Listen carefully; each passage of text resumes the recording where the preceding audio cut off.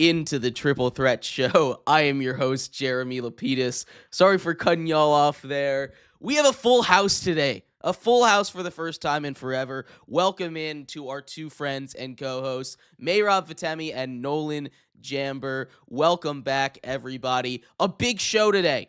It's playoff season, boys. College football playoffs are here. My team is in it, which means they're going to win it. That is the final say, but we'll break down the entire college football playoff bracket. We will break down the football, the NFL, professional football playoff bracket right now. The first couple teams have clinched. Some big teams eliminated, wide open fields in the NFL. Fernando Mendoza is your 2025 Heisman Trophy winner.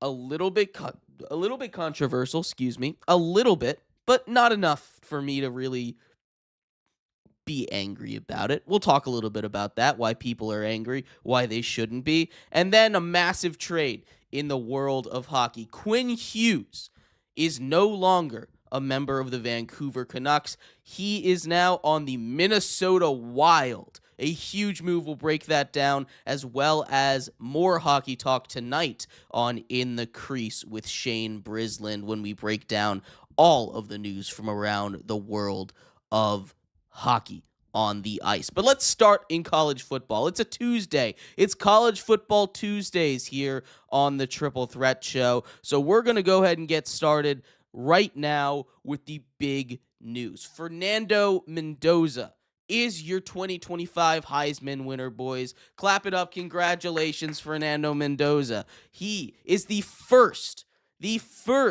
Indiana Hoosier to win the award. First and only so far. Curt Cignetti has done an incredible job turning that program around. His competition, let's just say it, pretty weak. And that's why he won this Heisman. When you stack him up to all the other Heisman winners around the history of the Heisman, this is a low-tier Heisman. There's no, I could sugarcoat it. I'm going to keep it blunt. He's a low-tier Heisman winner, but that's not what you do when you pick a Heisman. It's not like you look around the world of college football and you say,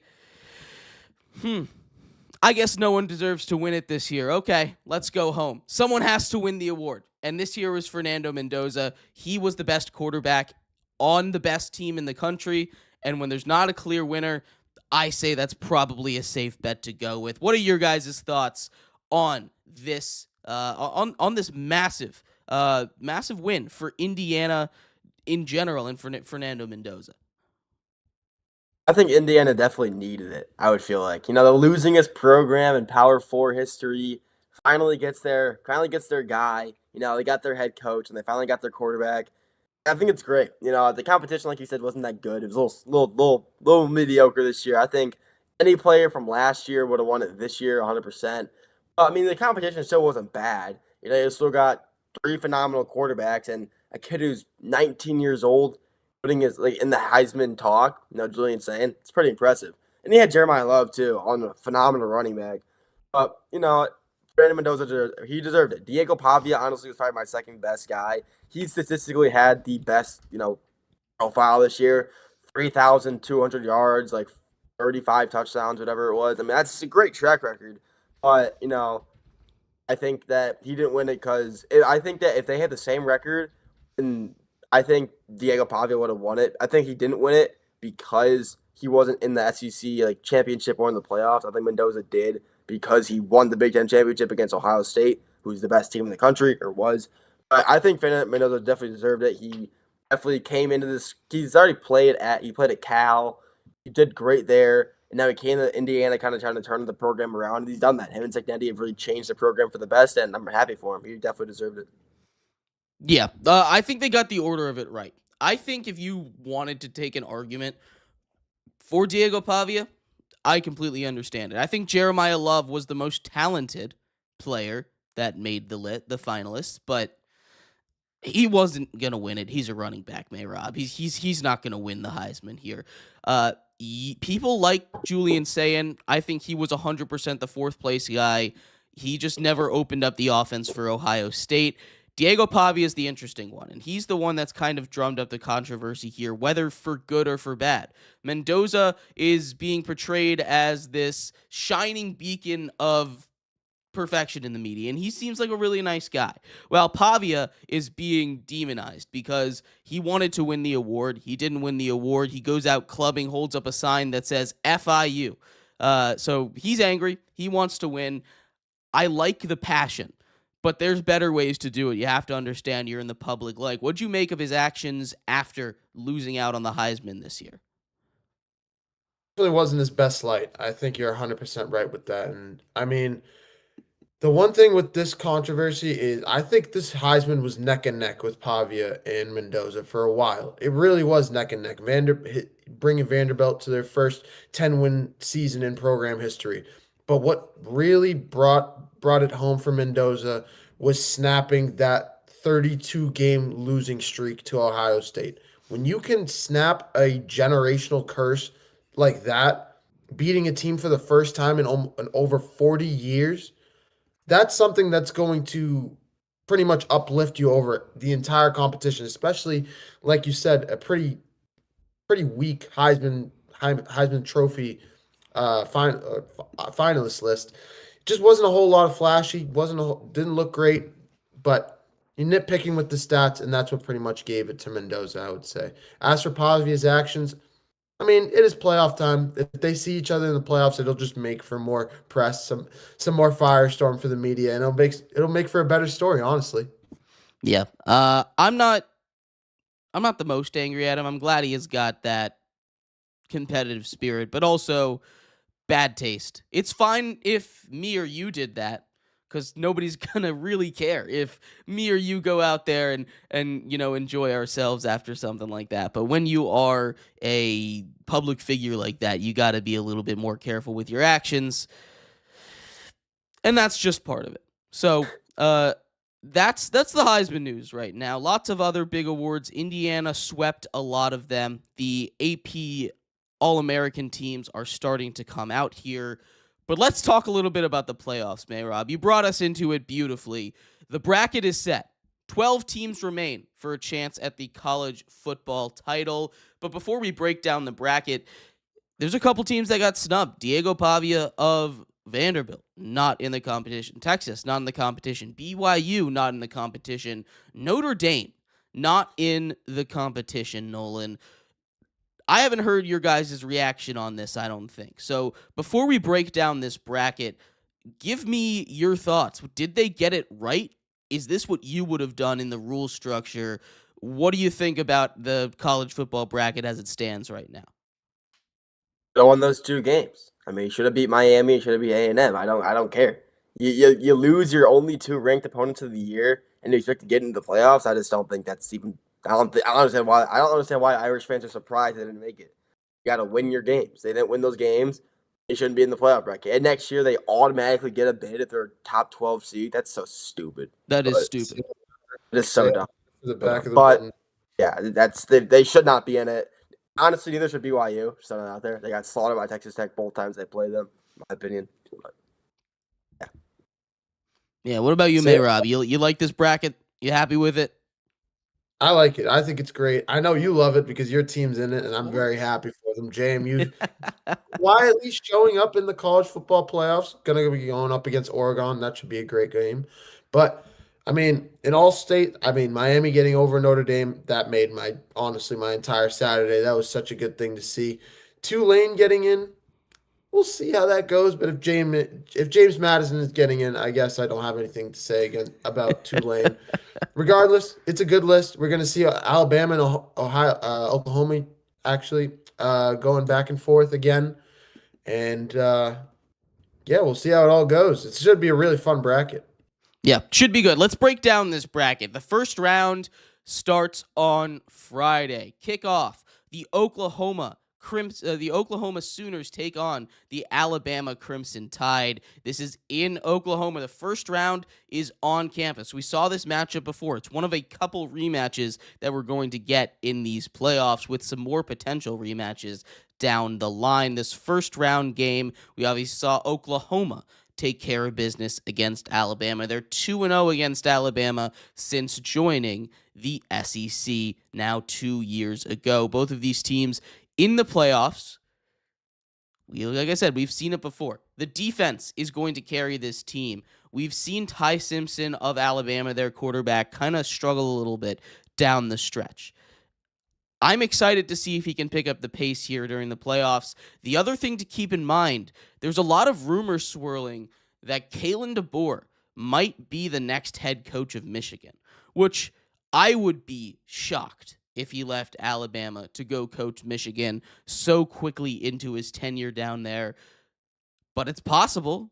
It's possible right now with the type of money that Michigan has and seemingly is willing to throw around.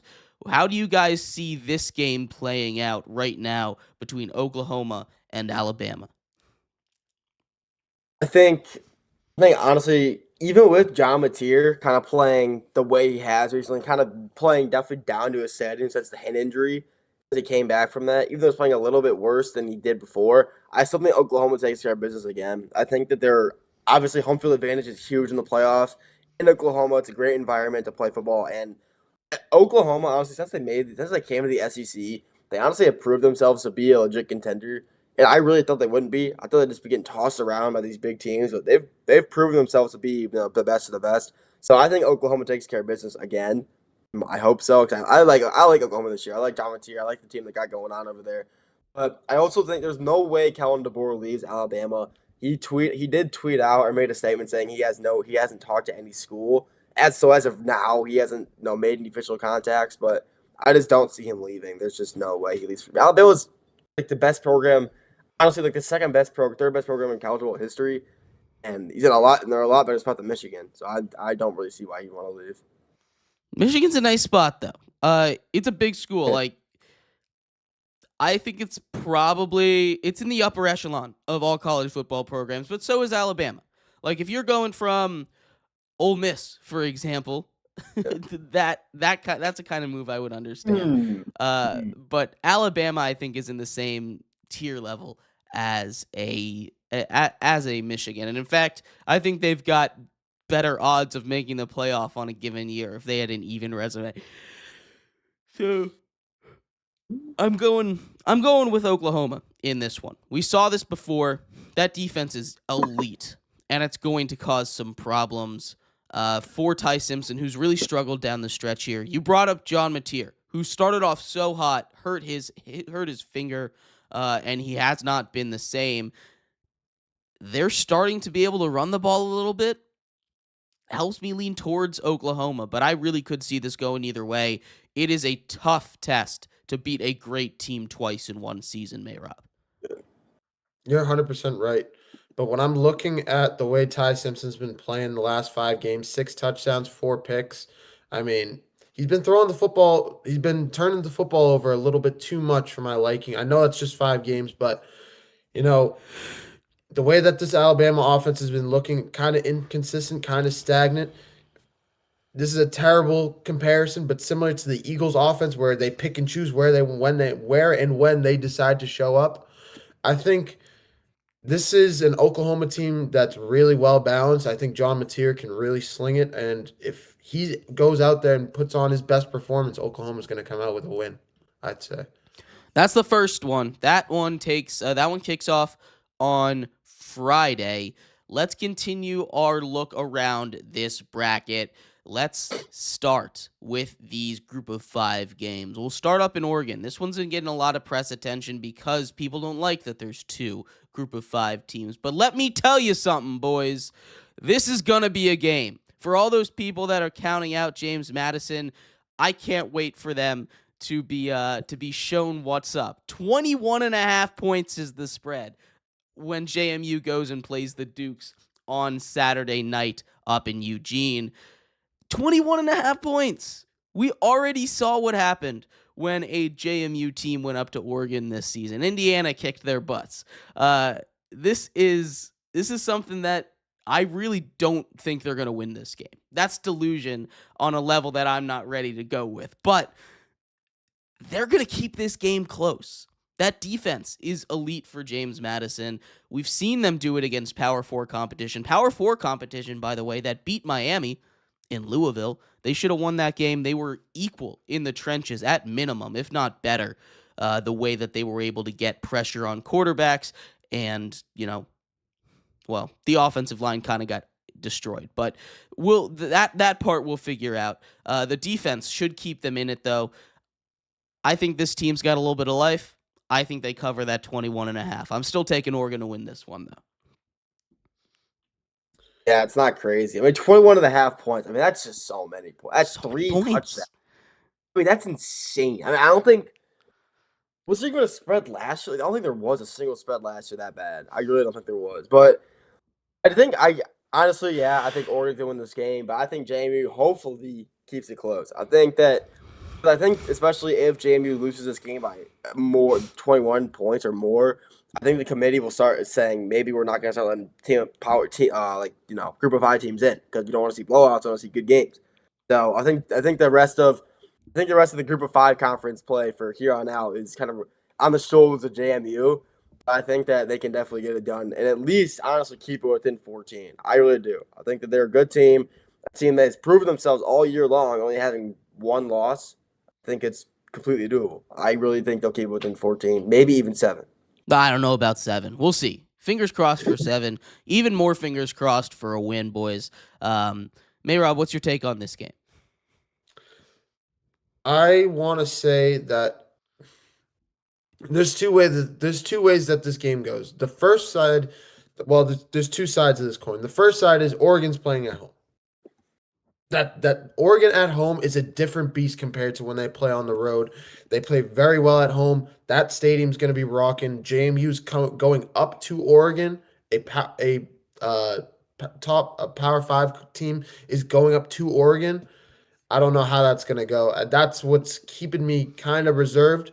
But at the same time, this is an Oregon team that also kind of picks and chooses when they want to play. They've been a little bit inconsistent. They didn't play well against Indiana. They didn't play well against Penn State earlier on in the season, even though they have turned it up here down the stretch. I want to say Oregon, but part of me is still saying JMU could come out and have a really, really big upset. Jeremy, you know what? I'm going to say JMU goes up to Oregon and gets the win and moves on. Let's go! Don't play into my ego like that, Mehrob. Don't do it. Don't do it. Bad things happen. Jeremy, what will you do if JMU wins this game? Hypothetically. What will I do if JMU wins this game?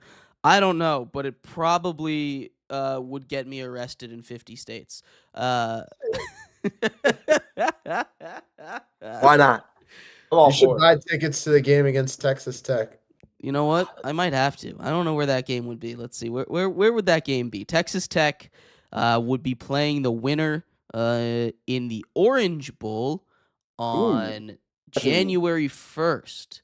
Dang. I would be in Florida, just not then. I'm gonna be in Florida from the 23rd to the 27th. So just missed that window there. But maybe we swing some. Come on back to the Orange Bowl when they play, because that's close. I'm not going to Texas or to California, but I could do Florida. We'll see. Who's in the Rose Bowl? Indiana. Rose Bowl? That's in Florida. That's Indiana. No. Sorry, that's in California. That's Indiana. Yeah. Nice. I do want to go to the Rose Bowl at some point, but that's a while. That's a long time. That's a long time away. We still got 2 more first round games to go over. The other G5 game, 3:30. Tulane at Ole Miss. This is another rematch. We've already seen this game take place. Tulane plays Ole Miss. They lost by 35 first time out. No coach for Ole Miss this time. Tulane is playing a lot better in this late season. I think this game could be pretty close, honestly. 17.5 points is the spread on this one. We talked a lot about JMU trying to keep it close against Oregon. Does Tulane have a shot at winning this game right now? We've already seen this matchup. It didn't go too well last time out. I think they do. I mean, I think this is honestly probably the closest matchup we'll see in the first round between the group of 5 teams. I think this will be the closest one. No disrespect to JMU, but I think that Tulane, because they still do have their head coach. Actually, no. Wait, is he still there, or is he? He's coaching, but he's gone. He is good. Yeah, same thing as JMU. Yeah. Yeah. So I know he's there. I think he competes. I think he does. I think that he has the film, he has the tape, he knows what to prepare for. Granted, so does Ole Miss against Tulane, but I think that he keeps it close. I think that a Tulane squad, they're legit. They're a good team. Into the playoffs. You don't just do that on a whim. And you know what? I'm all for it. I'm all for a Tulane. I'm not going to say they're going to upset Ole Miss. I'll be astonished if they do, because Trinidad Chambliss has been playing out of his mind recently. But I'm all for a Tulane upset. That's not possible, especially without Lane Kiffin being there. It's definitely doable. For sure possible here. 35 points with Lane Kiffin. I don't think he makes a 35-point difference. This game will be close. I think it'll be close. But I still think Ole Miss pulls this out. I'm boring. I'm not taking any upsets right now. Mehrob, what's your read on this one? I'm actually going to go against you guys on this one, and I'm going to say Ole Miss is going to come out and give Tulane another beatdown. I'm going to take the minus 17.5, and I'm going to say Ole Miss punches their ticket pretty easily in this one to square off against Georgia in the next round. All right. It is in Oxford, so these home environments are going to be rocking. That's something to keep an eye on. Speaking of a rocking home environment, Texas A&M plays a home college football game. That's going to be fun. That's going to be so much fun. Them and Miami take each other on. I think this is pretty clearly, the game of the first round. I guess you can make an argument for Oklahoma, Alabama, but I think this game will be better. This is the one I've gone the most back and forth on. This is, of course, the matchup between the two teams that beat Notre Dame. Miami by 3, Texas A&M by 1. That's a kind of easy way for you to compare them. But at the same time, Texas A&M didn't really play too tough as a schedule despite being in the SEC. Miami didn't play too tough as a schedule because they're in the ACC, and yet these two teams still find a way to meet up in the playoffs, a lot of off the strength of that win over Notre Dame. Two teams come into this one. Only one team can come out. What's your read on this, Nolan? How do you see this game going? Honestly, I could see it going either way. I can see it going either way 100%, but in the end, I think that if A&M wins this, I think A&M will win this game. I think that even though they've played, not as hard of a schedule, they've still played teams that are in the SEC, the best conference in football, or second best, whatever you want to say. But they played their only losses to Missouri, who, in my opinion, is one of the best defenses in college football, because their offense is really piss poor, in my opinion, but their defense is where their standout stars are, and they held Marcel Reed to very short yardage, only one touchdown. I think Miami's defense is good, don't get me wrong, but there's not Missouri good, and I think if Marcel Reed has time to do his thing, he's going to just air it out, and he's going to make things happen. That's what he does. And I thought he should have been a Heisman candidate. I loved him. I'm a big fan of A&M in this playoffs. A&M's the team I'm rooting for in the playoffs this year. So I think they beat Miami because it's, like I said, it's in A&M. It's at College Stadium. If no one wins, if you win in College Stadium, you're the greatest team of all time. It's just not possible. Hey, it's going to be a real tough crowd. It's going to be a real tough crowd. I think I'm on the other side. I like Texas A&M a lot, but turnover issues, I guess that's really been the big thing for both of these teams. It's the turnovers. Whoever plays the cleanest game probably wins this one. I really, really like the Miami defense just a little bit more. I think this will be a shootout, but I'm taking Carson Beck to show up in a big game. He didn't play in last year's playoffs because he got hurt. I think he shows up this year, and he tries to get a little bit of a bump in his draft stock right now. I think you're right, honestly, man. I think this game is going to come down to how Texas A&M's defense is going to be able to handle Miami's offense, because Miami's offense has been rolling here for the last 5 or 6 games. Ever since that SMU loss in overtime, they've just been trouncing teams offensively. And I know A&M should have a better defense, should give Miami some problems, but it's just going to be the last time we saw Texas A&M, they lost to Texas. And I know that might not seem like a whole bunch, but that's a big loss, especially your last loss. So I want to roll with Miami on this one. I think Carson Beck gets it done. I think this Hurricanes offense is really, I wouldn't say they're elite, but I think they're just on the cusp of being elite. I think that's how good of the team this team is, and I think they find a way to see Ohio State in the next round. We've seen them look really good. Week 1, week 0, whatever you want to call it, against the Notre Dame Fighting Irish. They looked elite. And they've had some steps back. They've had their struggles. Carson Beck's thrown 10 interception. But there's still a lot to like about both of these teams. This one truly a toss-up. The other 3, I feel pretty confident about a winner. This one, I've got no idea who's going to win this game. Let's run through the rest of our bracket. We obviously don't know what's going to happen, but I'm going to give you my championship game pick and my winner here. I think from the top side of the bracket, it's either going to be Indiana or Texas Tech. I think 1, 2, 3, 4, probably pretty clearly the best teams in the nation. I think those 4 teams are going to be those final 4 teams. I'm going to go with Texas Tech and Georgia in my finals here. I love that Texas Tech team. They're finally getting their quarterback back, like fully healthy. They have not lost a game with him in the starting lineup. Something to keep an eye on. That defense is elite. Texas Tech takes on the Georgia Bulldogs, who are probably playing like the best team in the nation right now. Gunnar Stockton, red hot. Red hot. He's really turned it up down the stretch. Kirby Smart knows how to coach up his team in a big moment, in a big game. He finally has good quarterback play again for the first time in a while. I'm taking Georgia versus Texas Tech, and I'm taking Georgia to win it all. What are your guys' thoughts as we look at the end of this bracket? Not crazy to say that. Georgia's the best team in the.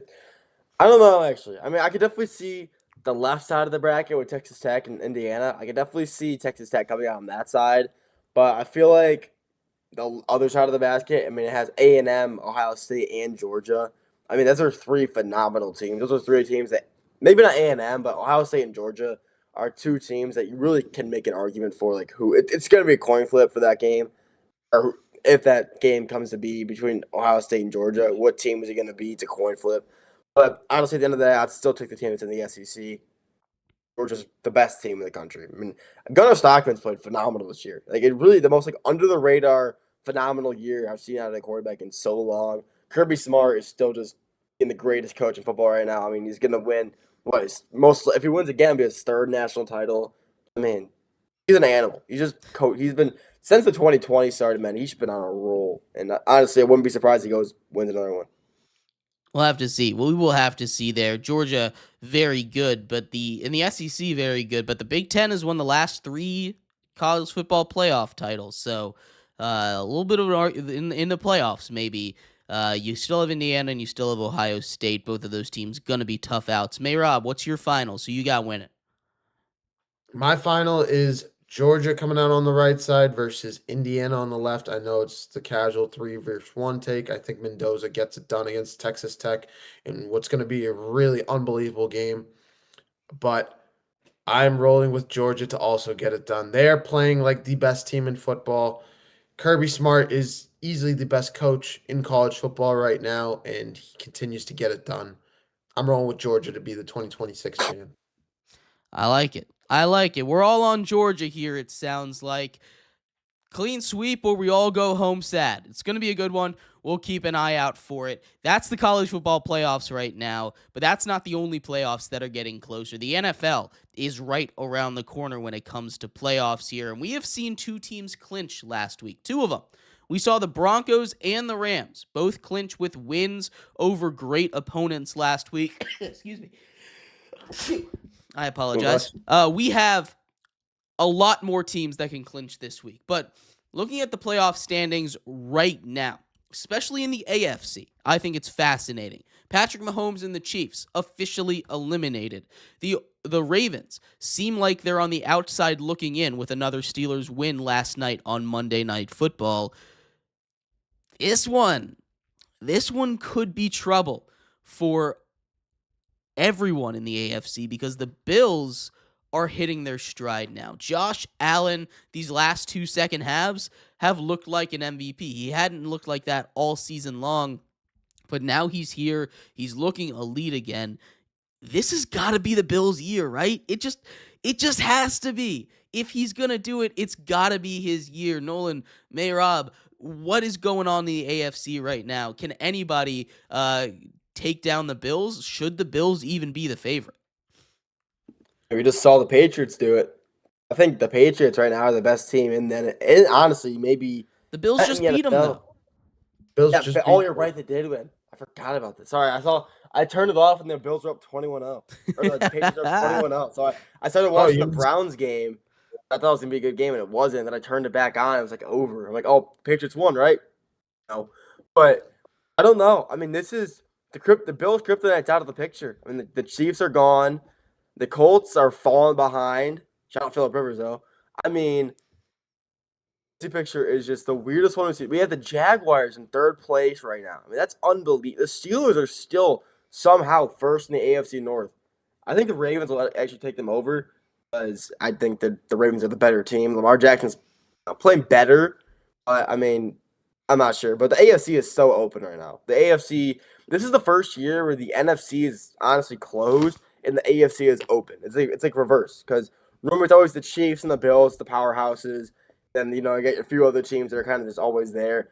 And the NFC is always kind of flip-flop. But I feel like this year's kind of switched. I feel like the NFC is just a true powerhouse. I mean, the worst team right now in the NFC is 9-4-1 with the Packers, who have dropped 5 spots due to the Micah Parsons injury, which, sucks. And Christian Watson as well. I mean, their team just got dismantled this week in Denver. But I don't know. I mean, the AFC is just completely open for, I'm going to say, like any team. And the Broncos are currently in first, the Patriots in 2. Who are both, most likely going to be the playoff teams and take the division wins.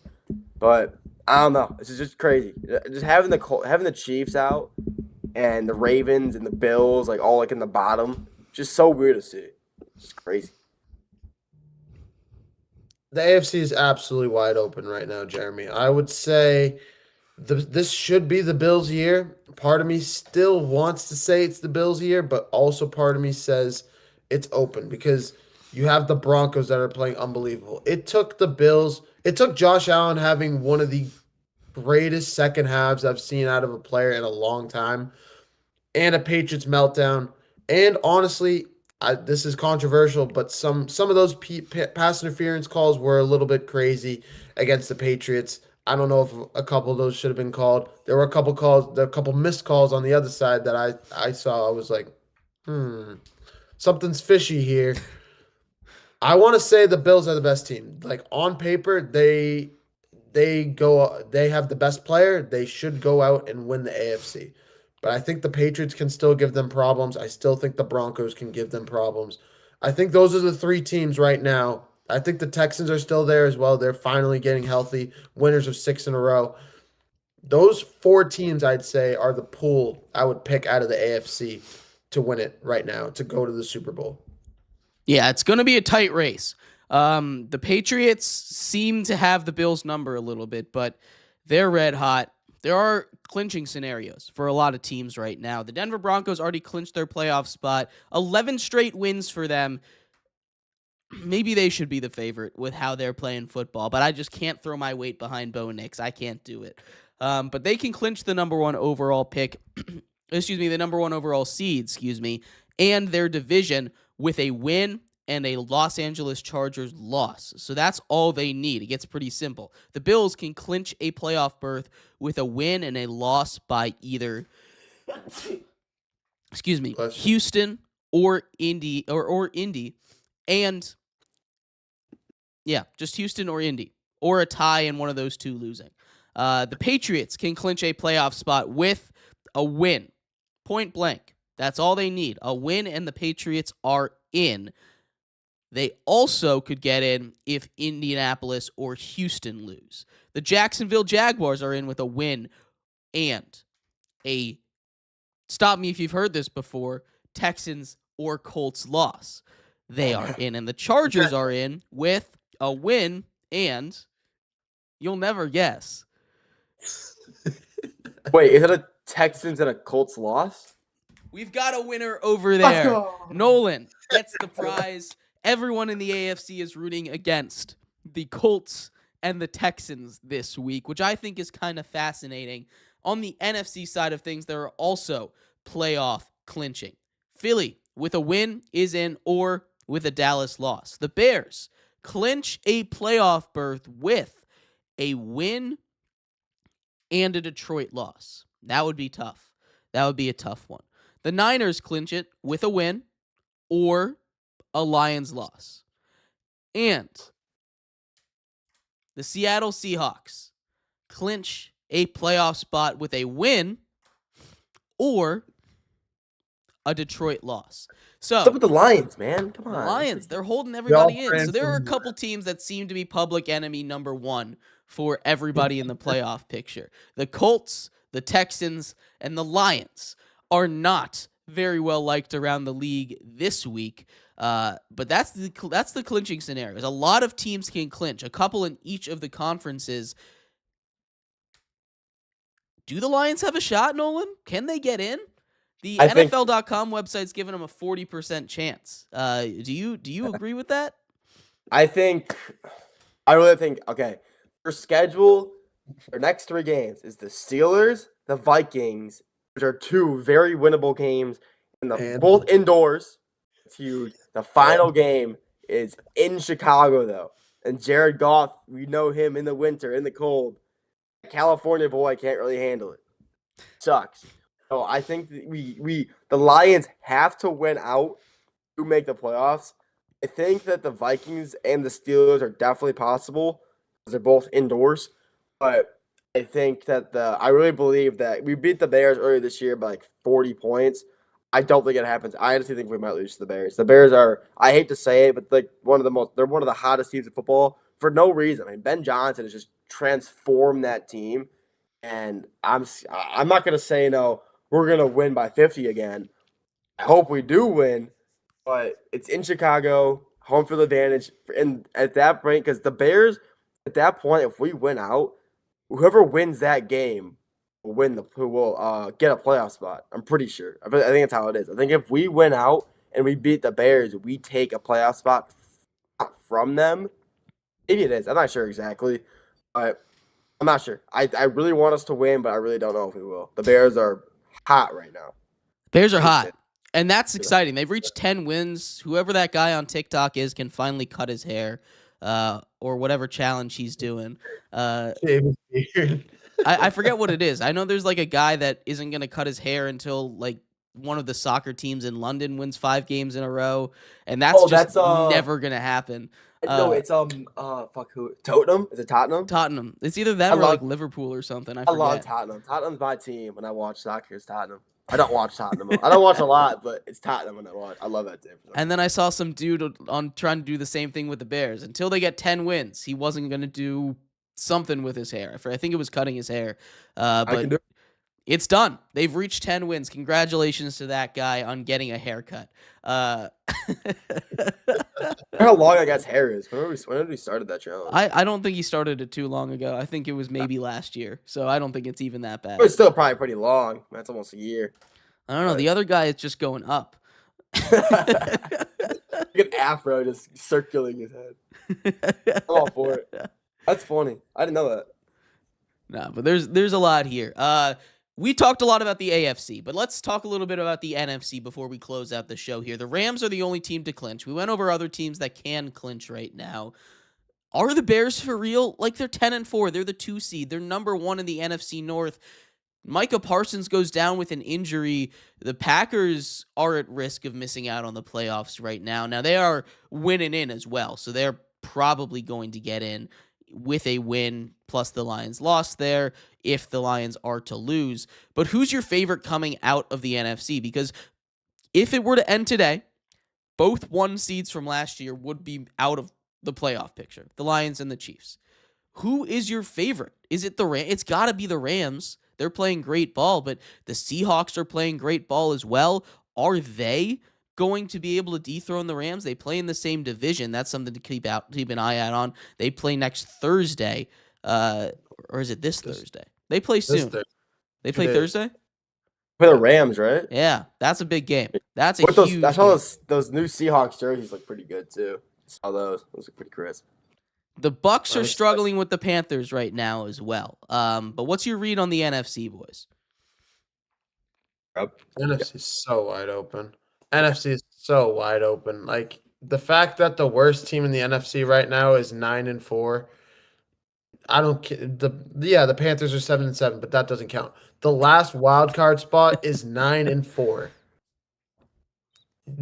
Do you understand how crazy that is? Like the Lions might get snubbed because they're 8-6. Because they have 6 losses. Like that is how stacked the NFC is right now. Every team has a chance outside of probably the Panthers just because they're young. But even the Panthers, I would say, are probably still have an opportunity to knock somebody out in the first round. I just don't think they're going to go all the way. But every other team that's in this bracket, the Bears, the Packers, even though they lost Micah Parsons, their offense is still pretty good. The Eagles, the Rams, the Seahawks, the Niners especially. I think this is the most wide open NFC we've seen in years.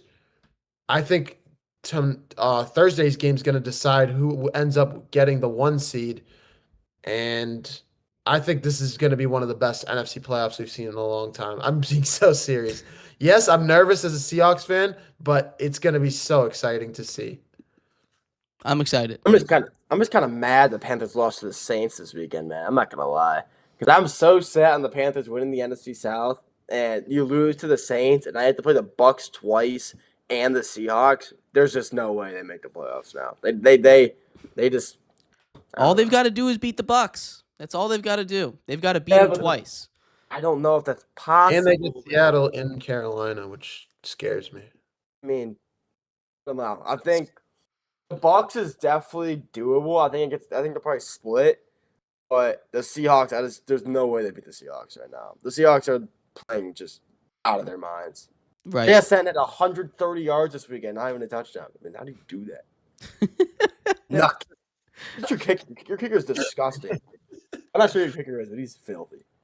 Shout out Jason Myers. Shout out that. Super Bowl matchup right now for me. If I had to choose one, I'm going with the Rams and the Bills, and I think I'm taking the Bills to win it all. But I'd love to hear your thoughts before we close our show here tonight or today. Rams and Bills. I want to say Rams and Bills. I like that. I'm opposed to that. Stafford versus Josh Allen. Yeah, that's cinema. I mean, the Bills made it 4 times in a row. They're finally due, right? That's right. They're finally due, right? How do you lose 4 times in a row? That's actually insane. It's impressive. It's impressive. That's more impressive than winning it once. You lose. Shout out Jim Kelly and the Bills. How do you lose 4 times in a row? But honestly, though, I do believe the Rams will come out of the NFC on top. I mean, they'll have the 1 seed, home field advantage for 3 games in LA. You know, that's always a benefit. It's warm too. It's indoors. But I feel like the AFC will be a lot more competitive than the NFC for sure. You'll have the Broncos, the Patriots, the Jaguars, who come out of nowhere this year, who just kind of doing it all. Duval. I mean, they're really working over there. Duval. But you got the Bills too. The Chargers. I mean, their team is kind of in disarray, but their offense is still working. Their defense is falling shorthanded. Their offensive line is torn to shreds. They're still working. They're still second in probably the best division in the AFC right now. Actually, no, second best. Sorry for the AFC East. But, I mean, the Chargers are still alive and well. They're 6 seed or 7 seed. 5. But, no. But the AFC, I could definitely see either the Broncos, the Bills, or the Patriots making the Super Bowl. But I feel like the Rams are definitely a lock for that NFC. They're just the best team. Even though Devontae Adams just got hurt. That's brutal. That's a tough loss. That's a real tough loss, too. That's a really tough loss. I still think even without that, I think their receiving core, I mean, still have Puka Nacua, who is like top 3 receiver in the NFL still. Still have this rookie they got, this Schoolmaker guy, or what's that his name? Yeah, Schoolmaker. This rookie tight end they have is disgusting. You have Kyron Williams and other